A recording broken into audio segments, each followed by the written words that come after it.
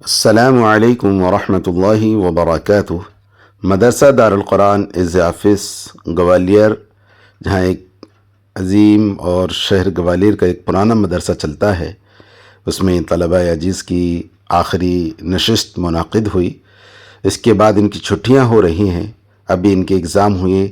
یہ لوگ کھانا کھا رہے تھے، ہمارا مدرسے میں جانا ہوا تو ہم نے سارے بچوں کو ایک جگہ جمع کر کے تھوڑا سا ہم نے کہا ایک یادگار تصویر لے لی جائے تاکہ ان کو اپنے آگے کے دوست یاد رہیں اور مدرسے کی زندگی یاد رہے۔ مولانا صابر صاحب نے اس وقت حافظ ندیم صاحب ہیں، یہ مولانا صابر صاحب کے حکم پر سب بچوں کو ایک ایک رومال تقسیم کر رہے ہیں۔ یہ رمضان المبارک میں ان کے کام آئے گا۔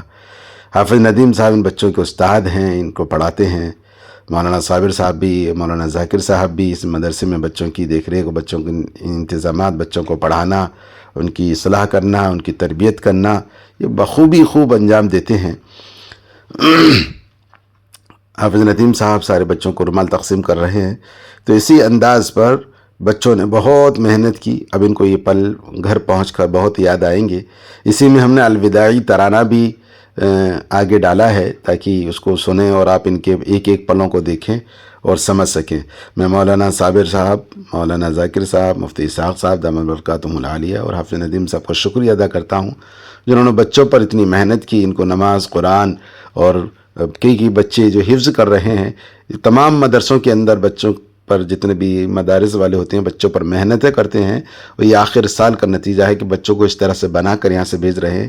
یہ اپنے گھر جا کر دین کی اشاعت کریں گے، دین کو پھیلائیں گے، کسی کو نماز سکھائیں گے، کسی کو کلمہ سکھائیں گے، کسی کو قرآن سنائیں گے، تو یہ مدرسوں کے ذریعے سے ہی دین پھیلتا ہے۔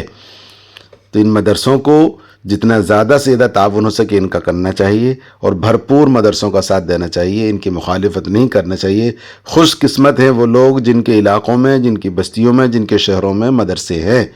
یہ مولانا صابر صاحب بچوں کو خوشی بانٹنے کے لیے نذرانہ پیش کر رہے ہیں، ماشاءاللہ سب بچوں کی طرف سے۔ اب ہم الوداعی ترانہ ڈالتے ہیں، اس کو بھی سنتے جائیں اور یہ تمام ویڈیو سماعت فرماتے جائیں بچوں کے پل۔ میں بداع لیتا ہوں، حافظ عبدالقادر۔